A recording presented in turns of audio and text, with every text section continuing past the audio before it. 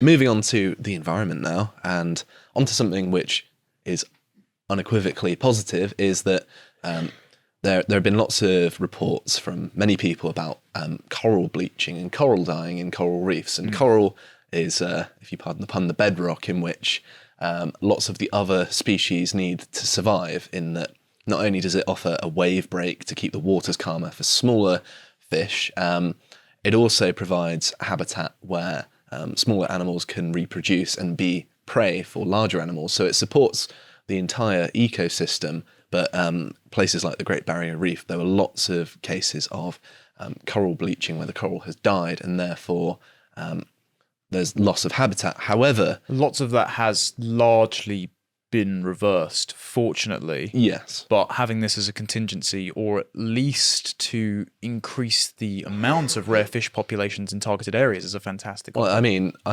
one of the things that I think humanity should do is be a custodian of life. Because life in the universe is incredibly rare. And I think that one of the things that we should take up the mantle with as the apex species on planet Earth is promoting the life of other things. And I think by creating these synthetic environments, this is a 3D printed terracotta coral reef. So it's not necessarily too bad for the environment. It's not made of plastic or anything. As I presume terracotta is similar to stone, basically. So yeah, it's not necessarily too out there, but it could mean that we actually could have a larger natural Great Barrier Reef than was produced by nature, which would be nice. I mean, I'm sure there are lots of good things. You could even get it so that you could have a hotel. They would build their own little barrier reef on their own private beach. This is probably like 5-star hotel stuff, but it could become a tourist attraction where you can just go diving.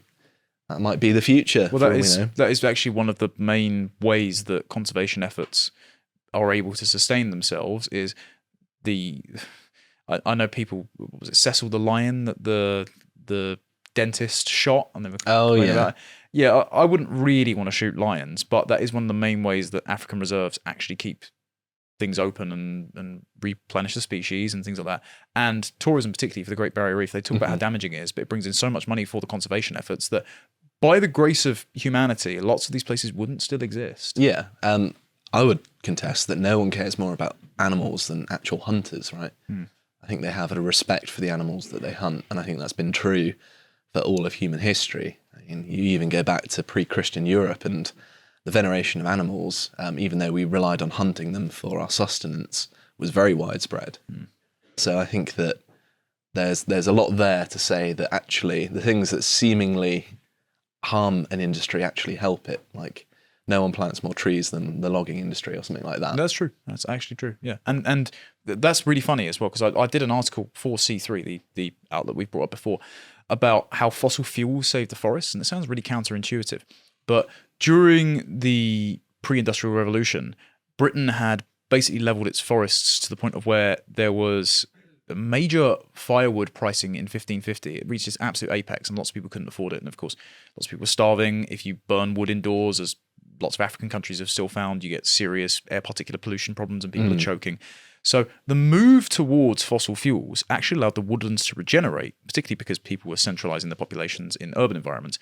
And that produced things like romantic poetry and the sort of instinct for sublime that we have, not just enabling us to travel abroad and look at beautiful landscapes, but to retreat to the British forest, which had come back after years of necessary deforestation just to raise living standards. So far be it from the environmental activists bemoaning fossil fuels as an original sin, without oil, gas and coal, we not only wouldn't have living standards below $1 a day or infant mortality being massively high, not that most of the leftists care about that, unfortunately, but also we wouldn't have the nature they keep saying is more important than humanity in the first place. That's why we've got more trees now than for a couple of thousand years. Yeah, I mean, to just emphasize how significant deforestation is, I'm going to turn into Greta for a second. The Dartmoor National Park used to be covered in trees, but a lot of it was deforested in the Bronze Age, and it still remains in parts completely absent of trees. There are actually efforts counteractive to that, though. And Mikhail Gorbachev was funding the Eastern European Green Belt before he died, and he did die. Yeah, he died recently, didn't he? Mm-hmm. And then there's also, I think it's efforts in the Saudi desert, not the giant lion city, which is dystopian, but to reforest and reaggregate the area. So human ingenuity is bringing greenery back to the planet, and it's beautiful, and it's better than having it be some barren wasteland.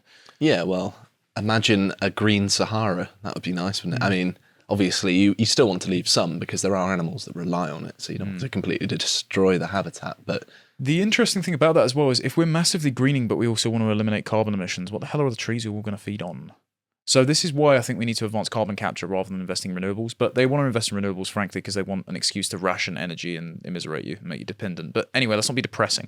The idea is if you can get the equivalent to a catalytic converter on a power plant, which I've spoken to people that are developing it. They've got it for buses. They're rolling it out in Belgium, things like that. They're actually working. If you can get that, you can take, not only filter out all the air particulates, but you can take the carbon as a consolidated entity and turn it into a usable material to make things like graphene, not to sound like Ian from Timcast, but it's a very pliable, flexible material you can use to make touchscreens and everything out of.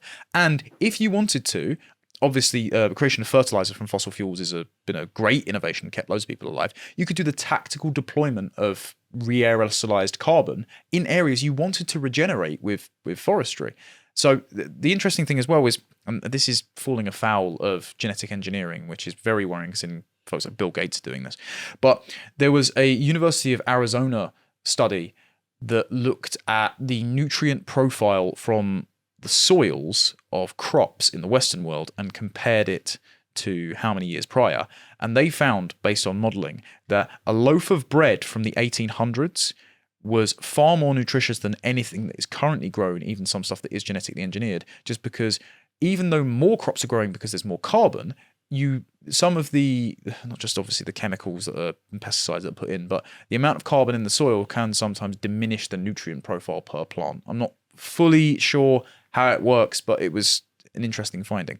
So what we can do is not only massively regenerate the amount of plants in an area, but if a ethical and benevolent and not at all population reduction enthused billionaire decides to invest in appropriate gene editing for seeds, we can increase the nutrient profiles, we can increase the lifespan of plants, and make sure there are far more of them if we do some really good technological solutions.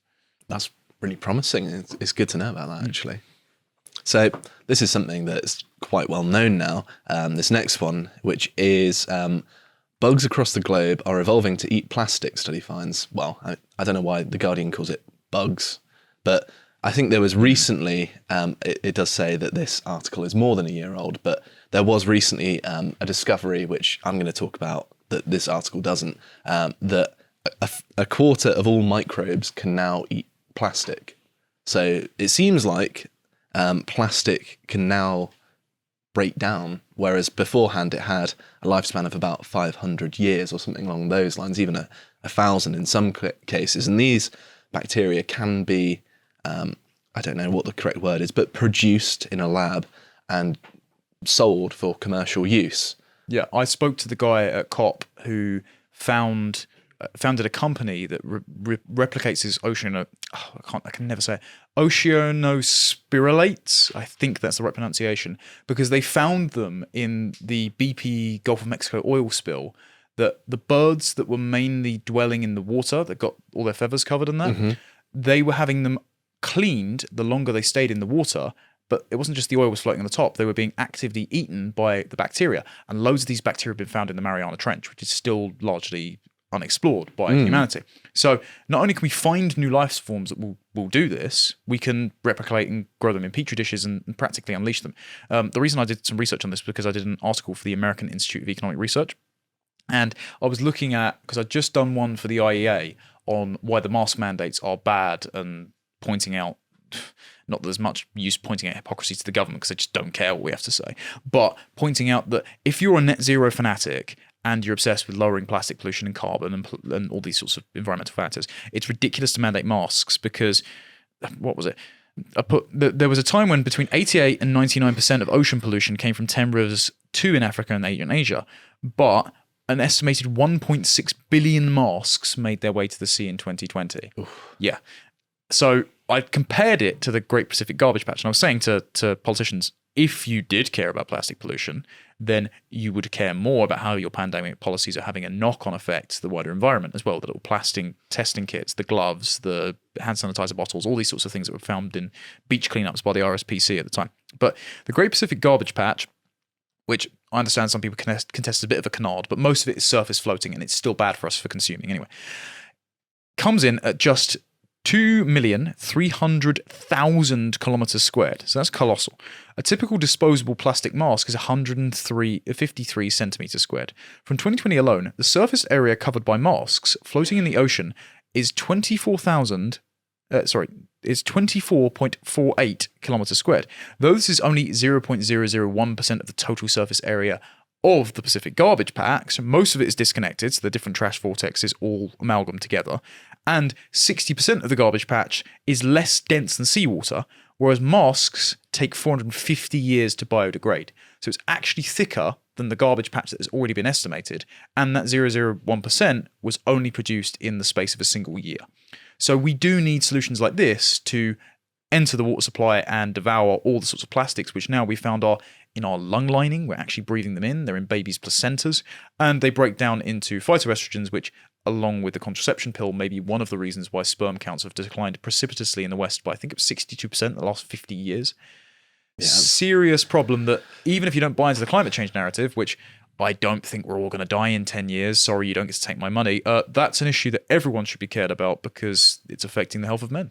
I think the plastics thing is one of those things that people in the future are going to look back at and think, how on earth did they do that? It's like people in like this great smogs of London, like how can you live like this? You can't even see your hand in front of your face. There's pollution everywhere. You're basically going to get carbon monoxide poisoning and things like that. But we have no option. And part of the reason like that is, for example, the fact that Tupperware was invented means that far more food gets preserved, far less people starve to death, far less people go to waste. Something we don't really think about. And plastic's an inevitable byproduct of the... I'm not necessarily saying that... no, I know you're not. I know you're not bad. disparaging. I just sort of hope to give perspective to a lot of the environmentalists out there, because plastic is the inevitable byproduct of the greatest energy innovation that mankind has ever presented. And even with the negative externalities we're finding out about now, we would be mad not to exploit it, particularly when things like taupe and cotton and cardboard create far more pollutants in some respects than just the byproduct process.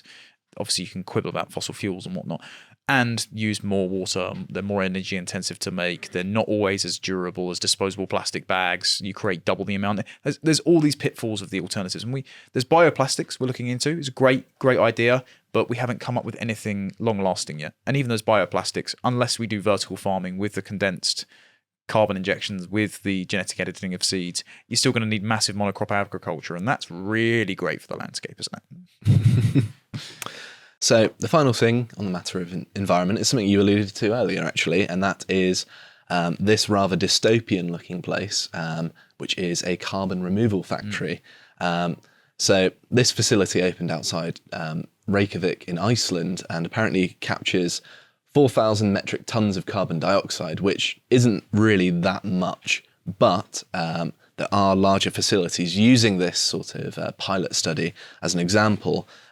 So there's one in British Columbia, I'm reading from this article here, where plans to start the construction this year on a plant in the US Southwest with the capacity to remove 1 million tons of carbon dioxide a year with various partners. It's also begun engineering or design works on plants in Scotland and Norway that would capture 500,000 to 1 million tons per year. See, this is actually a good development because, so when I wrote that paper, I was also asked to make two other policies work, and that was international clean-free trade regulation, and I basically went down to saying companies would be economically wise to adopt a carbon labeling program that is voluntary because it allows carbon conscious consumers to make better choices without having some international trade body enforce it. But also they wanted me to make a carbon tax work. And instinctively, I think we both have that gut level. Ugh. Taxes. Yuck. Yeah. So you can make a case, not a libertarian case, but a case to say that if it's a negative externality which is actually having measurable adverse health impacts on someone, then the government can put a penalty on companies which are emitting it. If it's an actual particulate, carbon is a kind of a different issue because it's very nebulous to say about the impact it is actually having on the greenhouse effect, because some of it goes in cycles, and we don't have time to get into all the science here. But if you were spewing out another particulate, which was, say somehow power plants were emitting asbestos, I think the government would be warrant fining those companies. And if it became a key part of the infrastructure, you can meter the fines out over time to make it so that the alternative technologies are more economically viable to invest in and adopt. And it creates an arms race to innovate. So we'd get nuclear fusion far quicker if that was actually the aim and not just to make us all poor. But anyway, the point is, when you're trying to price carbon, to tax on it, notoriously impossible. I think it was Article 16 of the Paris Accords that got ratified at COP26, tried to make it to create a global carbon market. And to actually quantify the impacts and the utilities of carbon when it isn't a widespread capturable and deployable asset is practically impossible, because why are you going to price something that you can't then sell on? So having these widespread facilities to the point of hopefully where it will just be like a cap on the top of your power plant, and fossil fuels will be, you won't have an argument against them from the green lobby. They'll probably make them extinct by then. But anyway, then that means that because you can repurpose it for building materials or strategic regrowth of plants, then you can actually have an accurate carbon price, and it doesn't just turn into a punitive tax to save the planet. I did think that it's good to move more along the sort of route of developing technology where you're able to affect your atmosphere, because of course one notable thing, and something that I'm going to be talking about in a minute, is space exploration. And if you want to terraform planets to, say, give them an atmosphere, well, having lots of carbon might be quite useful in altering the atmosphere. Specifically if it's an arid planet and you can then induce plant growth like you would in the Sahara Desert. So, for example, it'd actually be very beneficial to release lots of carbon on Mars, because it's, about -23 in places, right? So it's a little bit too cold. That's why the water they found was frozen, funnily enough. So if you wanted to make it a hospitable planet, you would want to release lots of carbon, because then it creates an atmosphere which can then warm the planet up, presuming that the greenhouse effect, of course, is real, although it was created to describe why Venus is so hot relative to its position from the sun, which I think there's some merit to it, right? To watch the full video, please become a premium member at lotuseaters.com.